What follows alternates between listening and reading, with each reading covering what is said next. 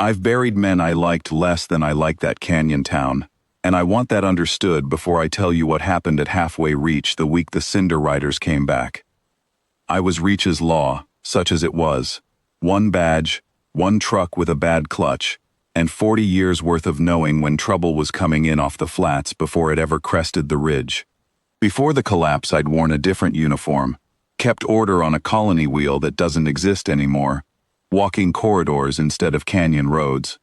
When that posting ended, I came down to the dirt, because the dirt still needed somebody who remembered what order was for, and because I'd run out of reasons to stay up where the air came from a tank.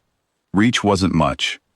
40 families, a well, a chapel nobody used anymore, and canyon walls that turned every wind into a voice you could almost mistake for company.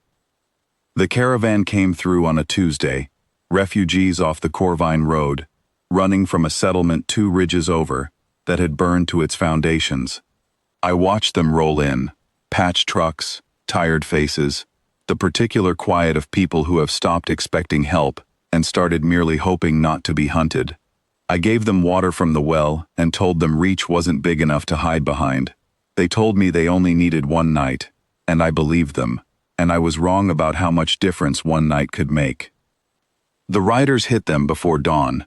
I heard the engines first, that flat, mean snarl of stripped-down bikes running hot across open ground, and by the time I had my truck moving, the caravan was already burning at the mouth of the canyon. I found one transport half off the road, its side torn open like something had peeled it, and under the wreckage, folded so small I nearly walked past her, a child. She wasn't human. Ilvain, by the markings. Faint silver lines threading under blue-gray skin, the kind that are supposed to pulse when the child is frightened, though hers were banked down low, dimmed the way a fire gets dimmed by someone who has learned early that being seen is dangerous. Wide eyes, dry. She wasn't crying.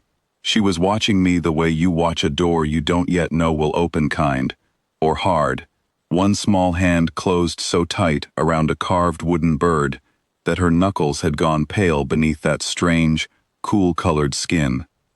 I didn't say anything clever. I said, "You're safe," which wasn't true yet, not for either of us. And I picked her up the way a man picks up something he has already privately decided to keep whole. Nobody in Reach came looking to claim her.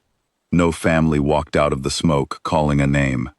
The caravan's dead were in the ground by noon, and what remained of the living moved on west. Inside 2 days, too frightened of the riders returning to linger near whatever had drawn them there in the first place. She stayed. I told myself it was temporary, the way a man tells himself a lot of things that go on to become the rest of his life. Her name, when she finally gave it to me on the 3rd night, came out so quiet I had to lean in to catch it. Yenna. I didn't ask about the bird. Some things a person carries, you let them carry, and you don't go digging at the roots of it just to satisfy your own curiosity.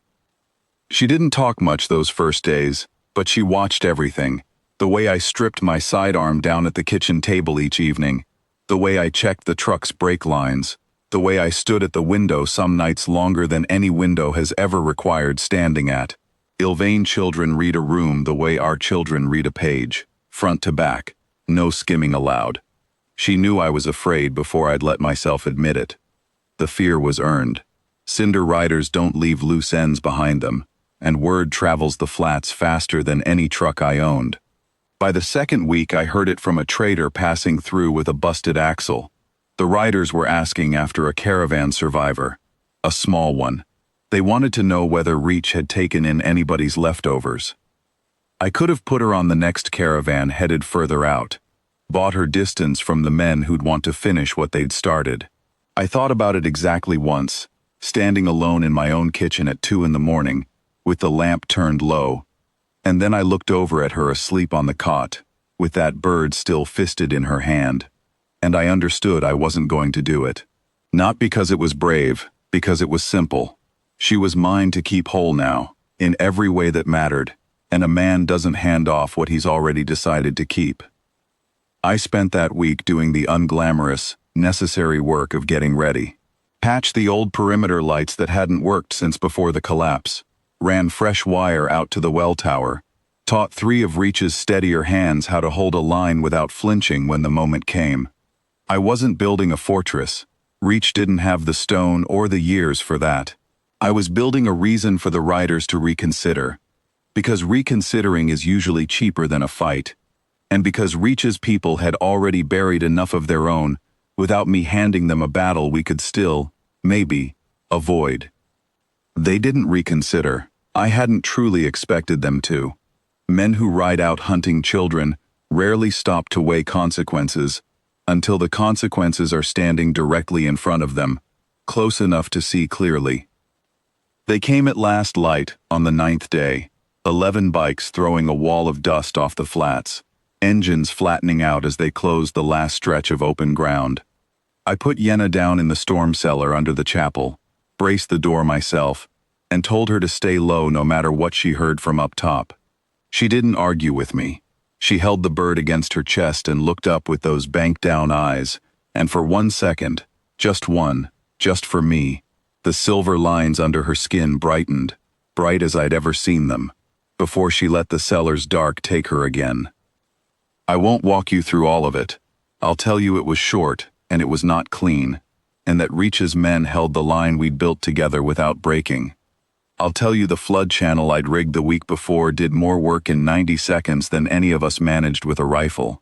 I'll tell you the riders who rode in expecting an easy leftover found instead a canyon that had decided, every family in it, all together, that it wasn't giving her up to anyone. By the time the dust began to settle, there were bikes burning at the mouth of Reach, and men running for flats they never should have crossed in the first place. And I stood in the middle of what remained of my perimeter, with powder on my hands, and no particular satisfaction sitting in my chest, just quiet. The kind of quiet that comes after a debt has been paid in full and nobody involved is glad about the currency it cost. I found her exactly where I'd left her, bird still in her fist, silver lines gone dim and steady the way they went when she finally felt safe again. She didn't ask what had happened up above. She only held her arms up, the way small things do once they've decided who they belong to being carried by, and I picked her up the same way I had that very first night. Like something I fully intended to keep whole, for as long as whole was mine to give. Reach rebuilt what needed rebuilding. The riders didn't come back that season, or the next, or any season after. People still ask me sometimes why an old lawman took in an alien child nobody in the galaxy came forward to claim, like there's some complicated answer buried down in it somewhere, waiting to be dug out. There isn't one. She was small. She was alone. I was the man standing there when it mattered most. And everything that came after was simply me, doing the only job I've ever truly had, the one that doesn't come stamped on a badge, the one a man doesn't get to resign from once he has picked somebody up and told them, out loud, that they are safe. She still has the bird. I never did ask where it came from, and I never will. Some mornings, out on the canyon rim with the light coming up gold over the flats, she takes it from her pocket and turns it slowly over in her hands, like she's checking that it's still real, still hers. I let her. A man learns, if he's paying any real attention at all, that some questions aren't his to ask, and that some promises don't need a single word to keep them. Only a hand held out, and then held out again, every single day that follows the first one.